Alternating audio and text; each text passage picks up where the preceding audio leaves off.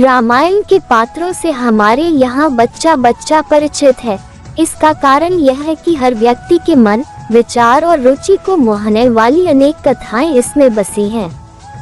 ऐसी ही कथा है श्री राम के वनवास के समय पत्थर की शिला पर पैर पड़ने पर उसका जीवित स्त्री में बदल जाना। यही अहिल्या थी जो राम के स्पर्श से श्राप मुक्त हुई थी। लेकिन प्रश्न यह उठता है कि अहिल्या को श्राप क्यों मिला? वे पत्थर की शिला कैसे बन गई थी? भारतीय पौराणिक कथाओं की एक विशेषता ये भी है कि एक कहानी में दूसरी कहानी मिलकर एक कड़ी बनाती जाती है। अहिल्या की कहानी भी कुछ इसी तरह की है। भारतीय पौराणिक कथा संसार के अनुसार अहिल्या महर्षि गौतम की पत्नी थी।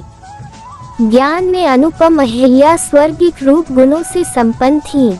अपने अतुलनीय सौंदर्य और सरलता के कारण वे अपने पति की प्रिय थी। इसके साथ ही वे अपने पति के प्रति पूर्ण रूप से समर्पित थी, इसीलिए उन्हें सती अहिल्या का नाम मिला था।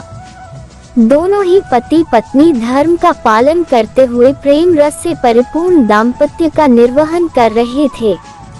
ऐसे अद्भुत प्रेम को अचानक एक दिन बुरी नजर लग गई।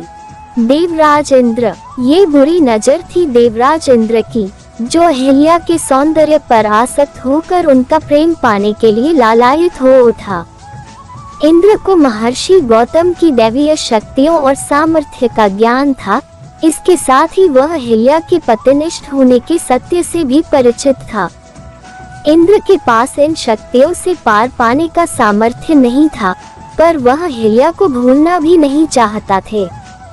वह स्वयं को संयमित कर सही अवसर की प्रतीक्षा करने लगा। एकांतवास में तपस्या करने जाना है। समय अपनी गति से चलता रहा और एक दिन महर्षि गौतम ने अहिल्या से कहा कि उन्हें एक विशेष सिद्धि की प्राप्ति के लिए कम से कम 6 माह तक वन के एकांतवास में तपस्या करने जाना है। अहिल्या ने उन्हें सहमति देते हुए उनकी प्रतीक्षा करने की बात कह विदा कर दिया। इंद्र बस ऐसे ही एक अवसर की प्रतीक्षा जाने कब से कर रहा था। ऋषि के जाते ही वह महर्षि गौतम का वेश धारण कर अहिल्या के पास पहुंच गया।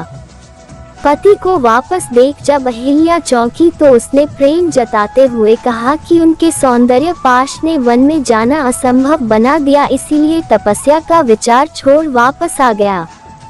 नमस्ते दोस्तों, अगर आप लोगों को हमारी यह कथाएं अच्छी लग रही हो तो कृपया हमारे चैनल को सब्सक्राइब करें ताकि इस तरह के वीडियो का नोटिफिकेशन आप पे सबसे पहले पहुंचे।